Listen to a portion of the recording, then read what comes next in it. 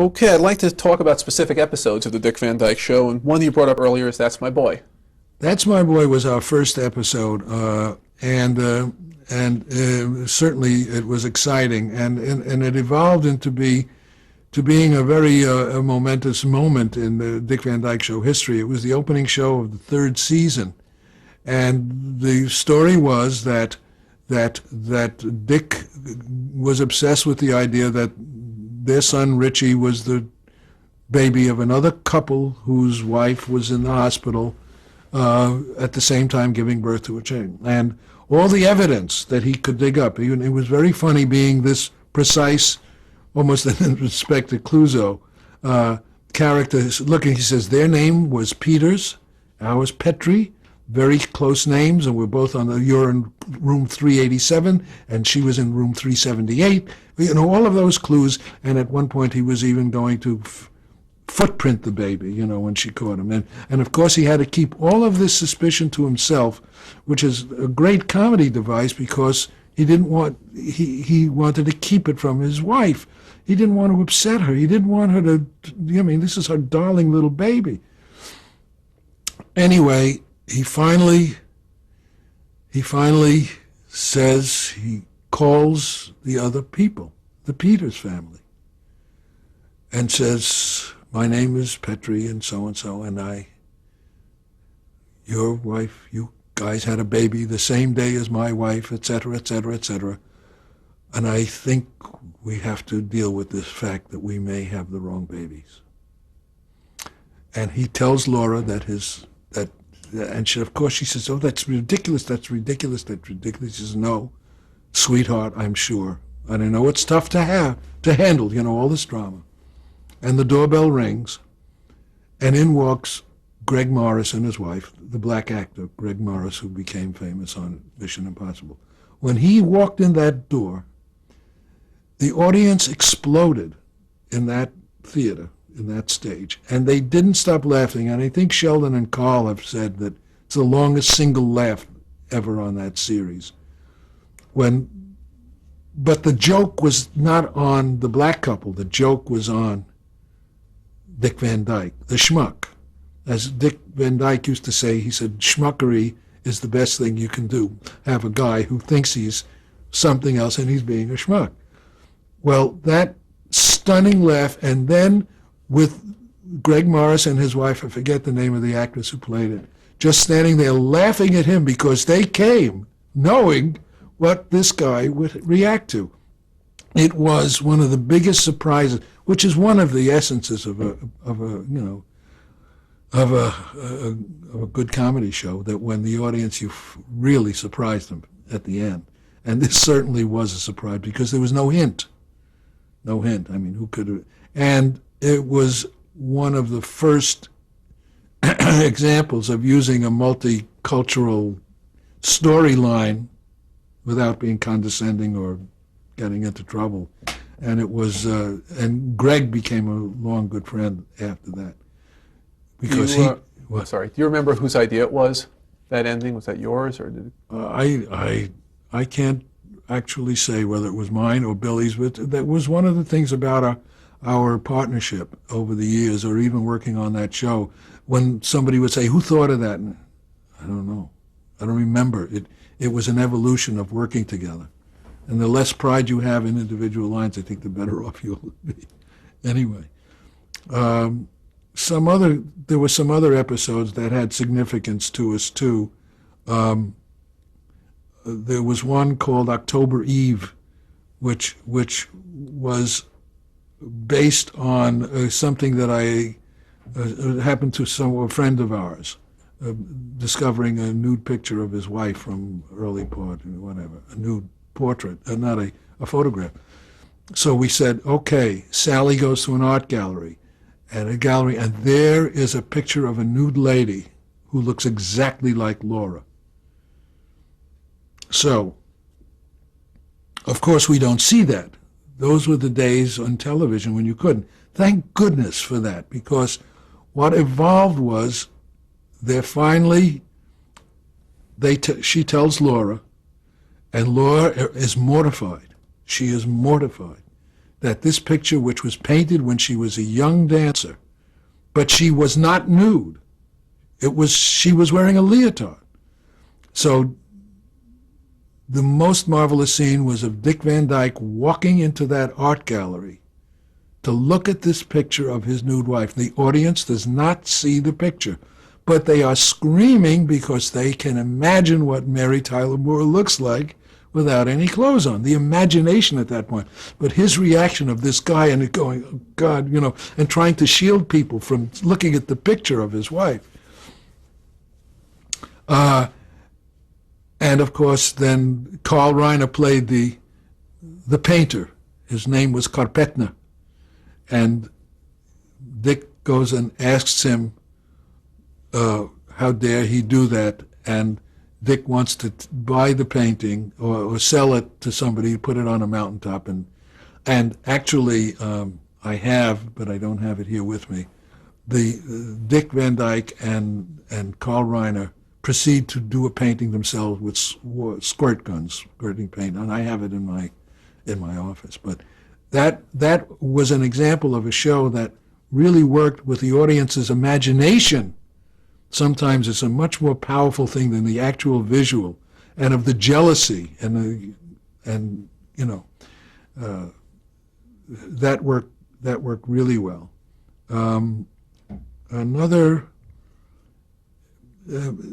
These episodes that I'm talking about have special meaning. The one, Coast to Coast Big Mouth, which is one that you often see repeated, very often showed on shows that, if you see a biography of Dick or Mary of that one,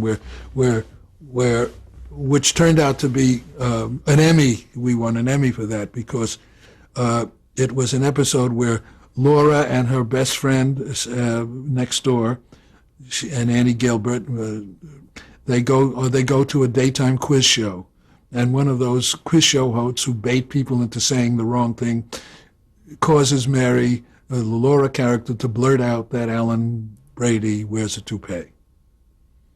Until then, any time you had seen Alan Brady was with his toupee. And Carl Reiner played the character of Alan Brady. So now it was out to the world that he was bald. And it was, again, an episode of trying to make up to him. And there was an extraordinary scene where Carl is sitting at his desk with all of his hairpieces in front of him. And the opening of the scene is, well, fellas, this is the girl that put you out of business. Again, who wrote, I'm sure a lot of good stuff came out during rehearsal, but that was an hilarious show. There was one that I mentioned earlier that I said would be a good lesson or something. What was it? What did I say? What was it? It was either I'd rather be bald than have no head at all. Yeah, I'd rather be bald than have no head at all. I'd rather be bald than have no head at all was an episode which we wanted to do something because it came out of sitting around the table one day and Dick saying, hey, too much hair is coming out with the brush now, guys. And Carl said, what the hell do you care? I mean, it's all gone with me. And we started talking about men and their vanity and losing their hair.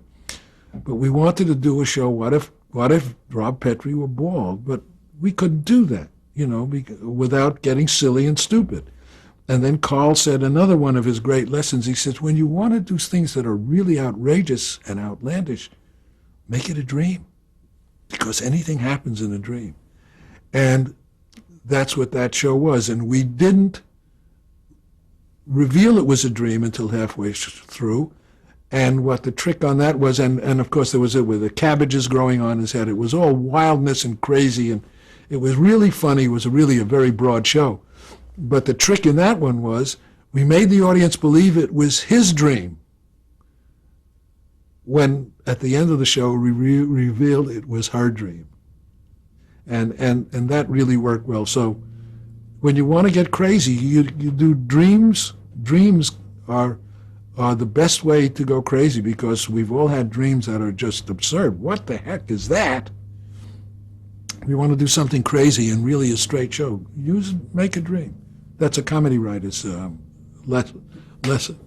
I think you finally remember the last show we did, which was the Gunslinger, which was because Dick had once said, "Geez, I'd love to be in a Western." What does every actor want to become? He wants to be John Wayne, wants to be Gary Cooper. So we made, again, it was a dream. He's a cowboy, and Billy and I appeared in it. He shoots us both. The bad guy. The bad guy, of course, was Alan Brady. Was the guy in black, and Dick was the good. But that was the last full episode of the Dick Van Dyke Show, I think, and of course it's a bittersweet memory of that one. They were all fun to write, and they were all challenges, and it became. It was such a joy, and it was too bad it ended. Today I don't think, but Dick and Carl said, I think we've done enough. I think we probably could have done more episodes. I look at 9 successful years of Home Improvement, and those shows, the quality of those shows was maintained very well through the whole, Seinfeld certainly. Well, that changed so much going up and down. But those episodes were always different. I remember one that we didn't write that Carl wrote was the first time that there was any sign of temperament on the phone. It was another on the show. It was where Dick and Mary were going on a second honeymoon, and they had a beautiful suite, and they go up to the thing, and he is going to be very romantic. It's their anniversary. And they check into the hotel, and she goes into the bathroom to take a hot bath. And while soaking in the tub, her big toe gets stuck in the faucet. So she can't, and the door is locked. And he's now all with he's painted a mustache on, he's got a velvet jacket, he's going to be Clark Gable. And now it's the whole episode of him trying to get in, and she's miserable in there. The water is getting cold, and she's stuck naked in the tub. But we never go inside the bathroom. Okay? It's always the audience thinking about Mary Tyler Moore in a bubble bath, naked. I mean, whatever young boy's dream in America at that time was Mary Tyler Moore naked. And it was hysterical. People coming in, plumbers, chambermaids, people, Dick trying to break down the door. It was a very funny episode. Halfway through rehearsal, Mary gets, also, it was combined with her, this week she was trying to quit smoking. Dick and Mary would try to quit smoking every 6 months or so. And she just said, this show is no good, it's not going to work. It's like, why wasn't it going to work? Because she wasn't on camera, except for the opening scene. Now, that's a terrible thing to do to an actress, right? You're not on camera. And Carl finally got a hold of her and yelled at her. He said, have I ever let you down? Don't you understand? You're on camera the whole show in everybody's mind. And then she finally got it. She apologized, but she was in a snit because she wasn't on camera. That's what happens when you do the show, but it was a great idea. I think Carl wrote that episode. It was marvelous. Okay. You, I guess, hinted at this before. We couldn't get a real answer. Can you tell me what you feel you brought to the process versus Bill Persky, what the two of you together, what your strengths and weaknesses are? The working with a partner, as Billy and I did for quite a few years, it was 20 years, we brought different sensibilities to the comedy writing. We both had tremendous respect for each other's ability. He was into much more warmth than I was. I was, a lot of partnerships are that way. Gary Marshall and Jerry Belson. Gary was always for the warmth and the nice, and Jerry Belson was for the crazy. I was not so crazy, but what evolved from our differences was a great dynamic, which was that we would work together on every scene. We didn't take separate stuff. And when it finished, when you work with a partner, how about this? How about this? And they go, I don't know. Well, then how about this? Well, wait a minute. What you said there, maybe. And you trigger each other. And very often people would say, who wrote that? And we said, the third person.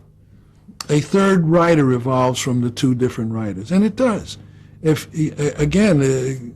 Writing that way, writing comedy is a lonely job if you're by yourself. That's why, there are so many partnerships, because you can bounce off each other. The writing process is so difficult that when you can do that, and one guy's personality is this one and one is that one, and you can reap from both of those two we're definitely different personalities. I don't want to go into the details of that's that different, because it cost everybody too much money in psychiatrist's office to get through that. But it worked. It worked very well. I mean, the main reason that the partnership broke up was because Billy really wanted to be a director, which he became a very successful, comedy director. And, we did, even after we stopped working together, we did get together for other things, like some specials we were doing, and stuff like that. But the process was always good. We very rarely fought on a personal level, if any, at all. We had totally different aspects about what marriage is and what relationships are. Billy, if a very beautiful girl would come into the office to audition for us, Billy would be embarrassed, and she would say, "Why doesn't he like me?" He didn't not like her. He felt if he was nice to her, he was being unfaithful to his wife. That's how mid-Victorian he got. And I said, no, you're not doing anything. You're being nice to this person. But it worked. It worked very well. I mean, Jackie Ellenson, his partners, Schiller and Weisskopf, who are, so great. Different guys, totally different guys. But that's, I think, what makes it work. And you mentioned that you'd received Emmys and Emmy nominations for the Dick Van Dyke Show. How did that feel? Very good. It was twice as good as not getting one. Every time. But the story, the first Emmy, in the 3 days before the Emmy Awards, of course, so excited. My mother, everybody, the families, oh my God! And the Emmy Awards were, I forget where, at the Santa Monica Civic, wherever they were. The day before, a day and a half, I don't know, or 2 days before, the anxiety was building up, and I had an irregular heartbeat rhythm since before the birth of my first child. So my kid was,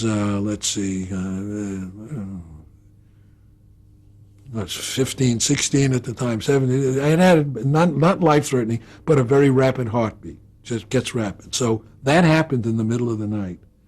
So I was carted off to St. John's Hospital. I didn't even have a doctor here at that time. I got a name of this doctor from somebody. But I thought I was maybe having a heart attack. You get panicked. So they put me in the hospital. And the guy said, well, he takes a cardiogram, and he gives me some kind of a sedative, and I'm there, and it stops. I'm fine. So next morning he comes in, this doctor, he said, everything is fine. I said, oh, great, because I'm going to the Emmys tonight. He said, no, you're not. What do you mean? He says, you're staying here. I haven't done a complete checkup on you, and I'm not going to let you out of here until I know that it's... I said, but. So my first Emmy was won with Billy up on stage saying, if my partner were here, it sounded like I was dead, he would da-da-da-da-da. And my mother was in the room, and I forget who else, and 3 nuns rooting for me in St. John, the nuns. So that's how I got my first Emmy. It's always a marvelous thrill.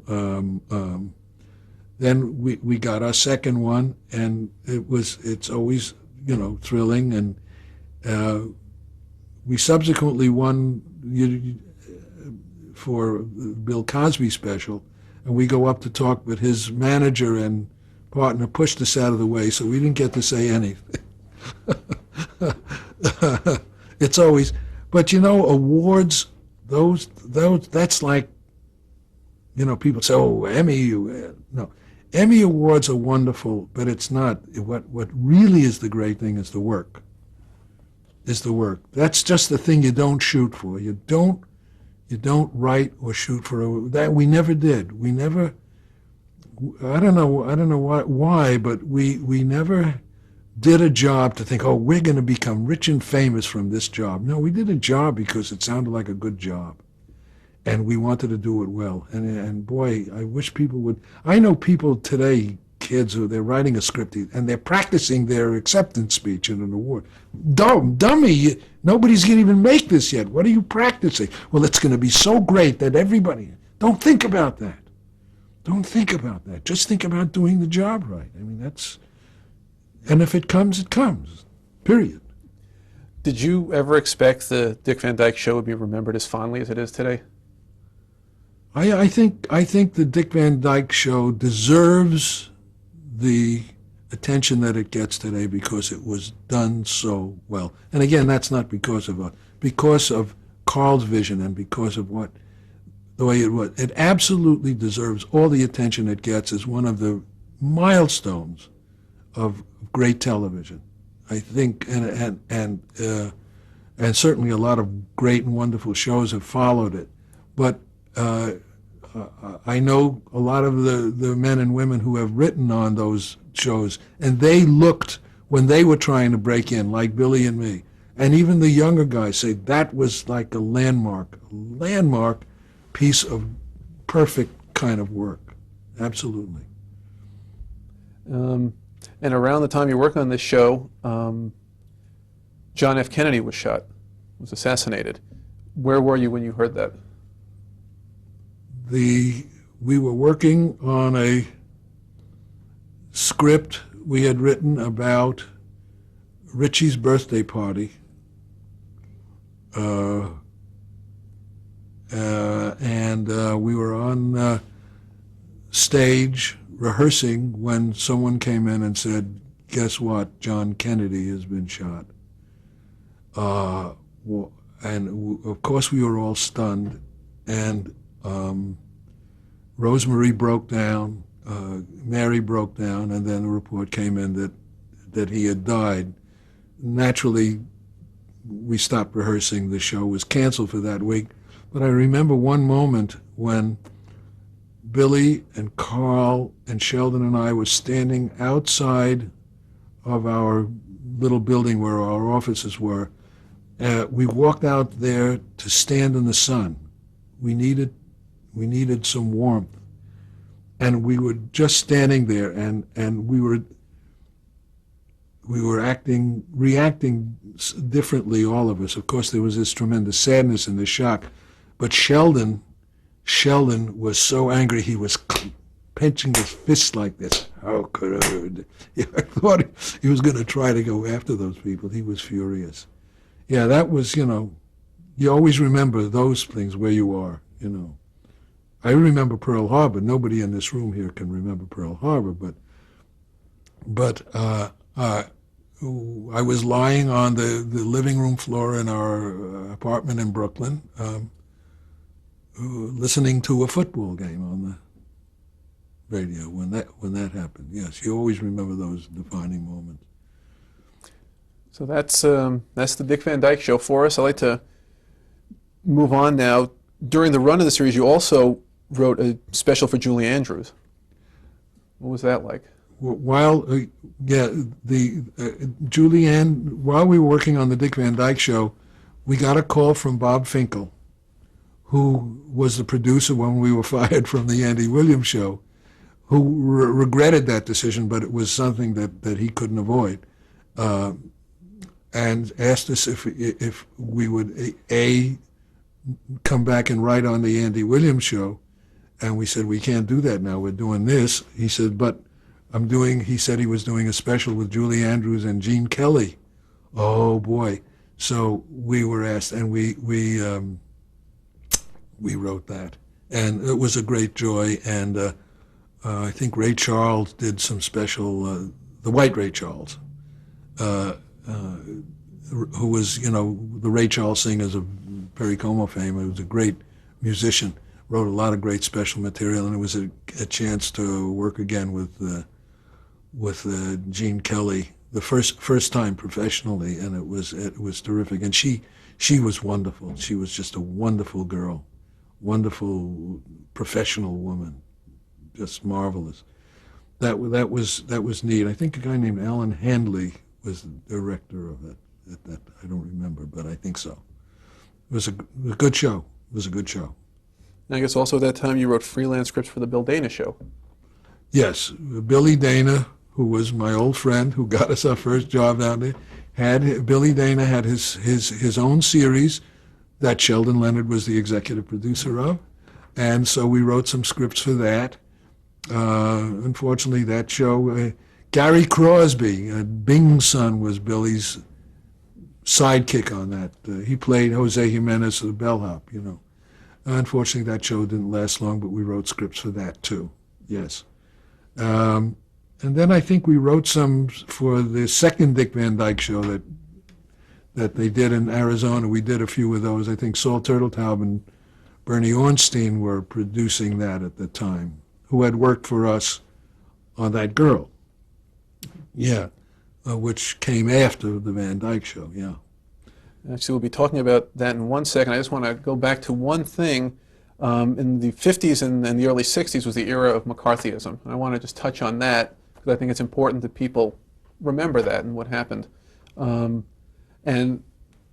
you or anyone you know, was anyone you knew affected by the blacklist? In the 50s, most of the blacklisting in this country started in the late 40s, early 50s, while Persky and I were still in New York. I remember, even as a page, that there were some radio actors, still people doing radio and early television, being blacklisted. I didn't know any of them. When I went to work at WNEW, the head of the continuity department was a man named Milton Robertson, who was a blacklisted writer. And we wanted to know why he was blacklisted. Well, he was no more a communist than most of those people, but he was blacklisted because he went to Spain to fight in the Abraham Lincoln Brigade. And if you don't know what the Abraham Lincoln Brigade was, it was Americans who fought against Franco, who was a fascist, who was working with Hitler. And these were people who were trying to keep a free Spain. And because they worked against the fascists, they were called communists. A lot of them were lefties. Why not? There was a good reason to be lefties in that time. And a lot of the writers that were out here, I got to know quite a few of them after I came to California, who had been blacklisted before McCarthy. McCarthy came at the tail end of it. There was Thomas Parnell and those other evil people who created, which some people call the greatest single injustice in the history of this country, the greatest single misuse of the law, and illegal. It was all illegal. All of that testimony was illegal. Everything was illegal about it. There was a guy who just recently passed away who I became very close with, named Frank Tarloff. And Frank Tarloff was a blacklisted writer. He definitely was a lefty. We need to stop here and change tapes, and then we'll get right back into this.